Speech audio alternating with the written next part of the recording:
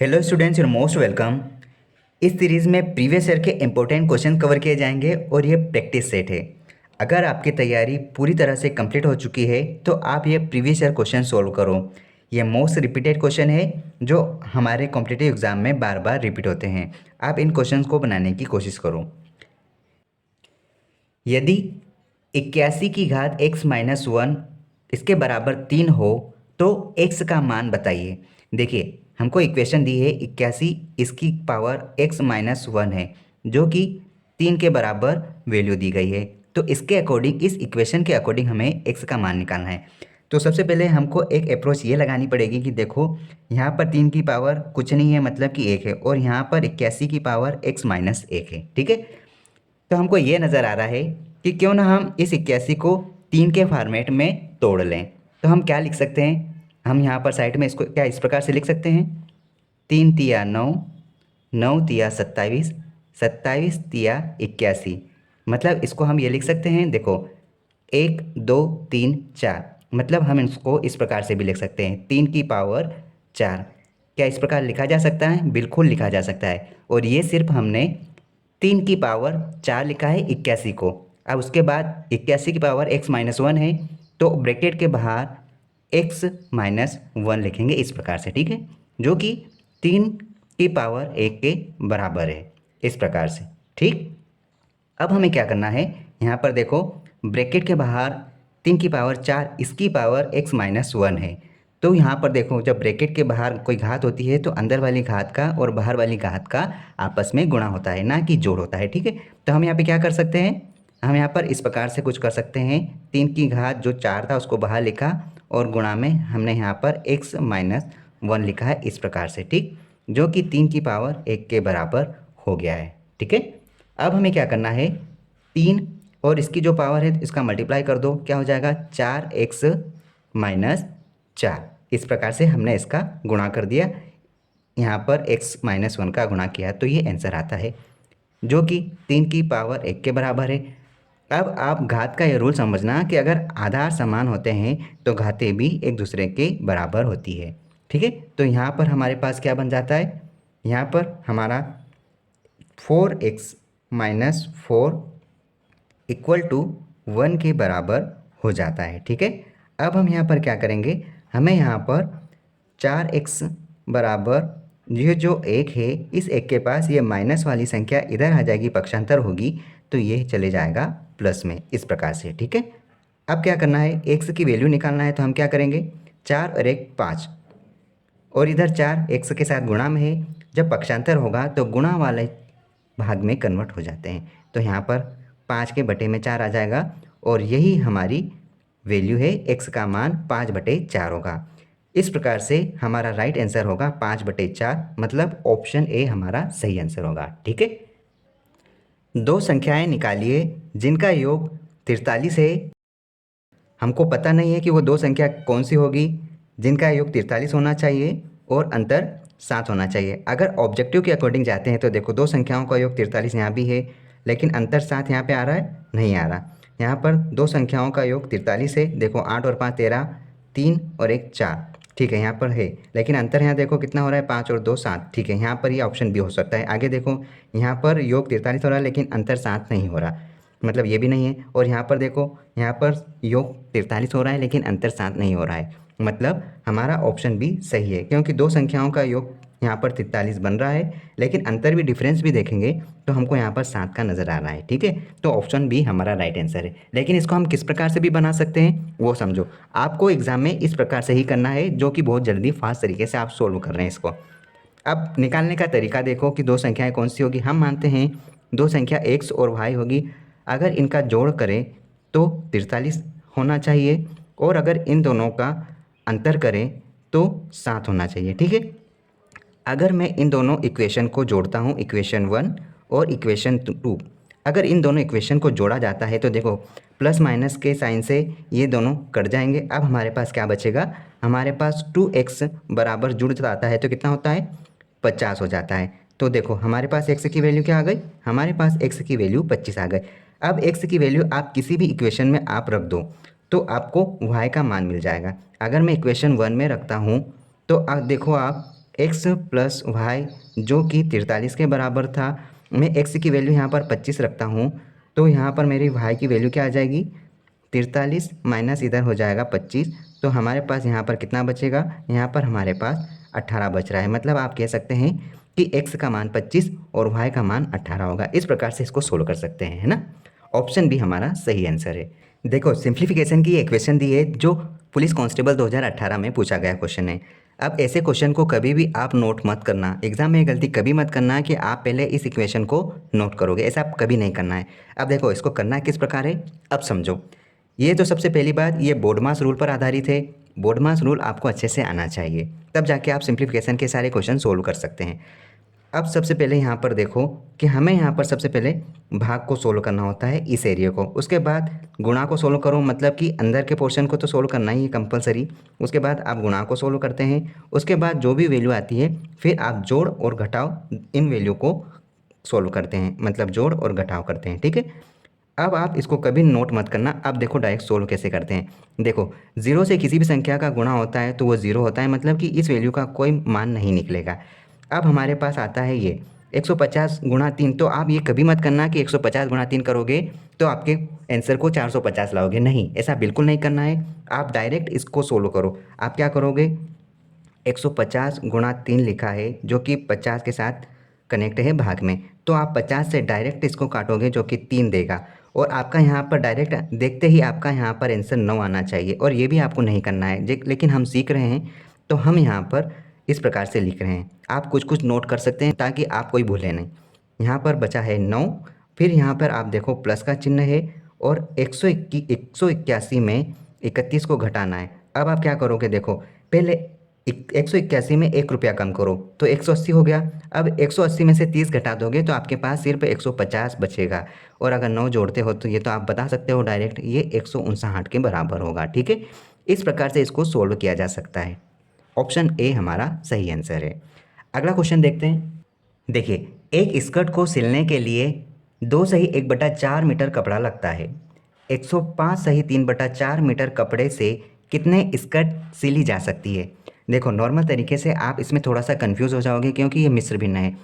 मैं आपको नॉर्मल तरीके से इस क्वेश्चन को समझाता हूँ।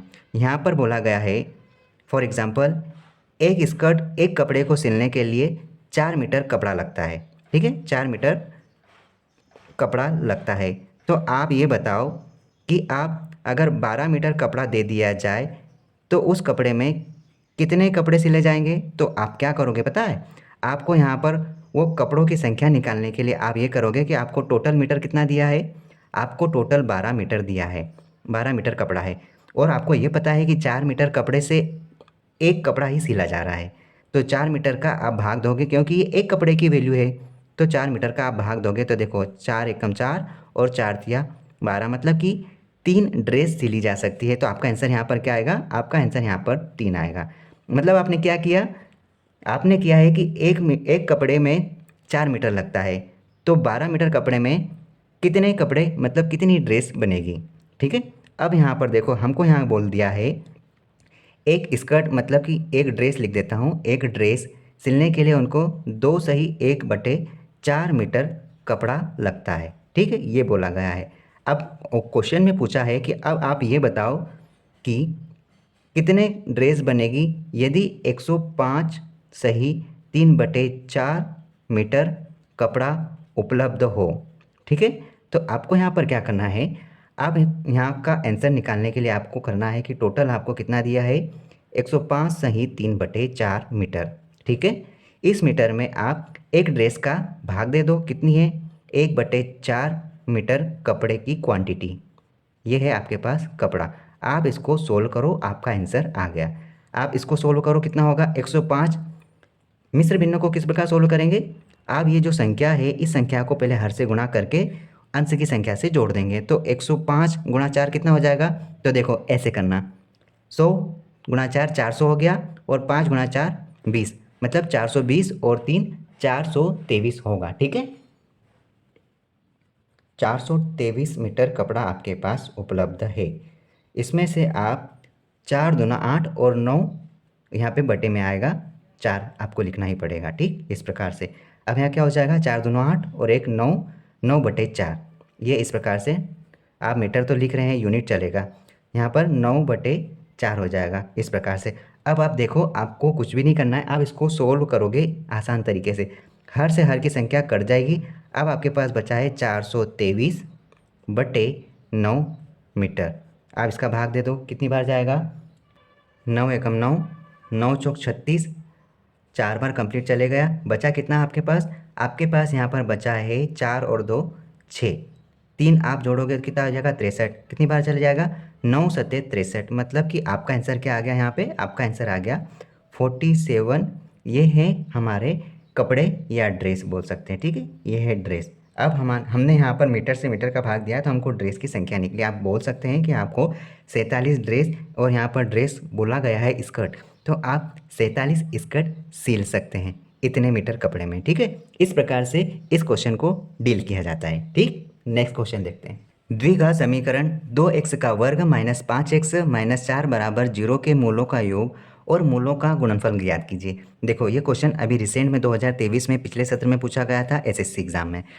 हमें इक्वेशन यहाँ पर दी है 2x² minus 5x minus 4 is equal to 0। जब भी द्विघात समीकरण बोले तो आपके दिमाग में सीधे से ये आना चाहिए इक्वेशन ax का वर्ग plus bx plus c equal to 0।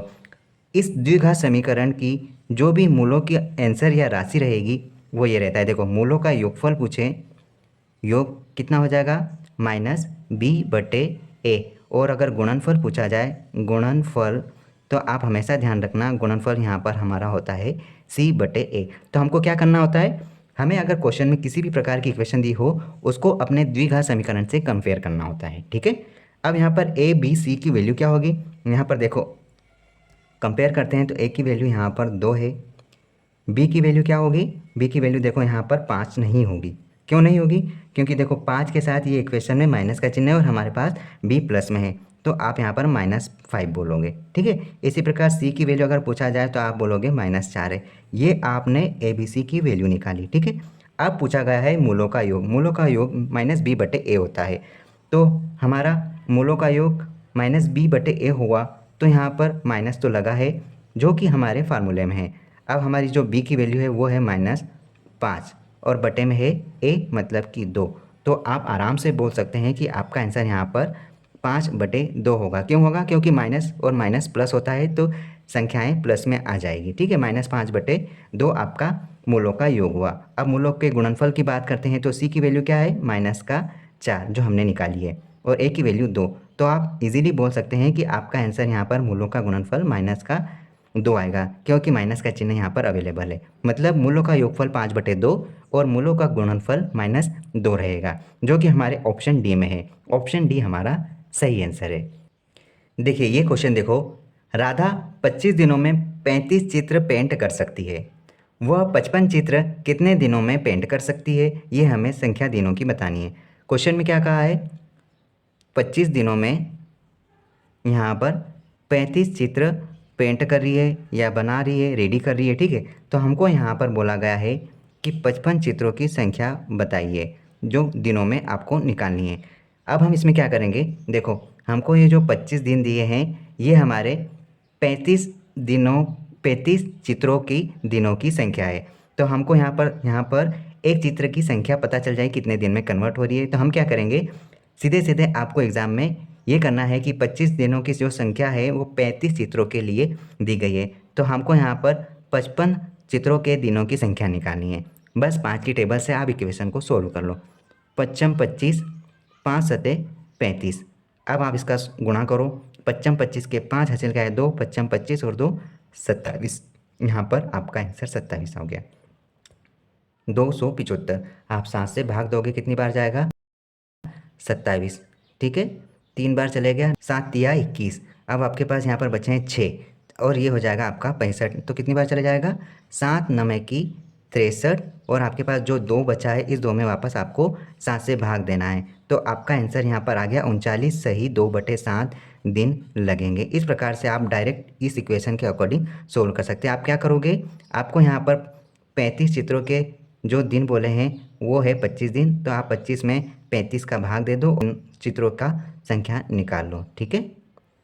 देखो इक्वेशन दी है 3x प्लस 5y बराबर 200, 3x माइनस 5y बराबर 100, इसका मान निकालना है।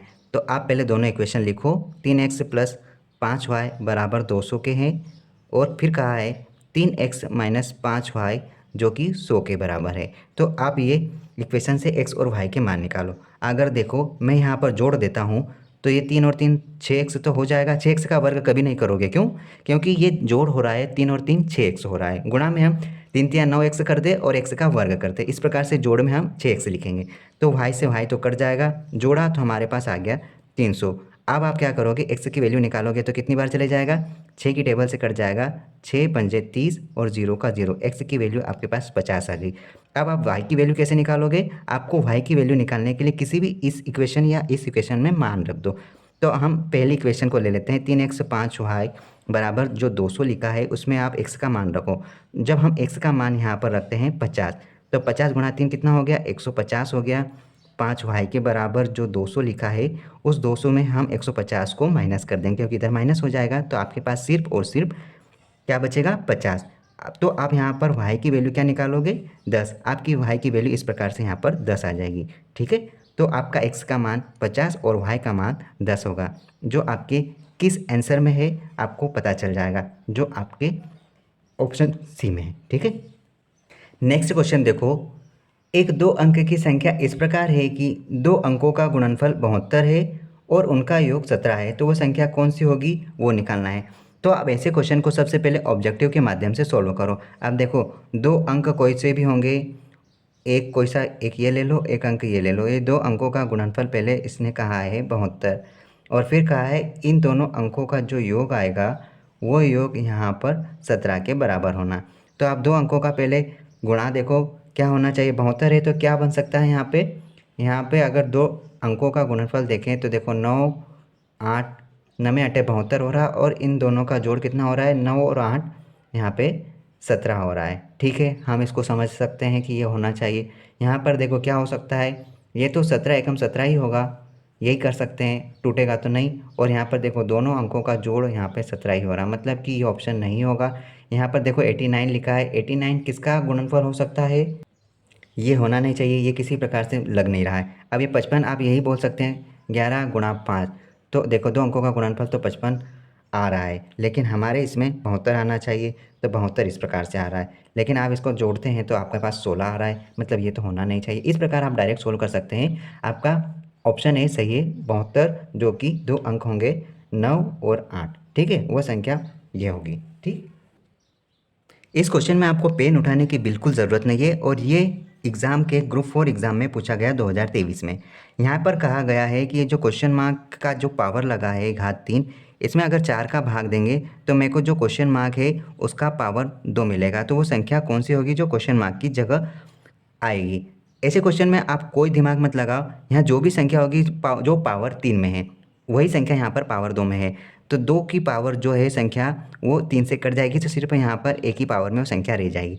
तो आप बोल सकते हैं कि क्वेश्चन मार्क का जो पावर 1 वैल्यू है वो इसके 4 के बराबर है, क्योंकि यहाँ जो एक बचा है उसके साथ गुणा हो जाएगा। तो आप बोल सकते हो कि क्वेश्चन मार्क का जो आंसर आएगा वो 4 आएगा, जो कि आप डायरेक्ट कर सकते थे। कैसे, यहाँ पर देखो 2 पावर 3 से कट जाएगा तो क्वेश्चन मार्क का एक ही वैल्यू रहेगा, और 4 इसके बटे से इधर गुणा में चले जाएगा, तो क्वेश्चन मार्क का जो वैल्यू है वो 4 आ जाएगा। इस प्रकार से आप इसको डील कर सकते थे बिना पेन उठाए। यहाँ पर आंसर 4 होगा। ठीक है, इस प्रकार से आप प्रीवियस ईयर के सारे क्वेश्चन इस चैनल पर देखेंगे और सारे क्वेश्चंस को बनाना सीखेंगे। अगर आपकी तैयारी बेहतर हो गई है तो आप प्रैक्टिस सेट लगाना चालू करें, और अगर आपको लगता है कि इस चैनल के माध्यम से आपका उद्धार हो सकता है तो आप इस चैनल के साथ जुड़ो और अपने दोस्तों को साथ शेयर करो। ठीक है, ऑल द बेस्ट।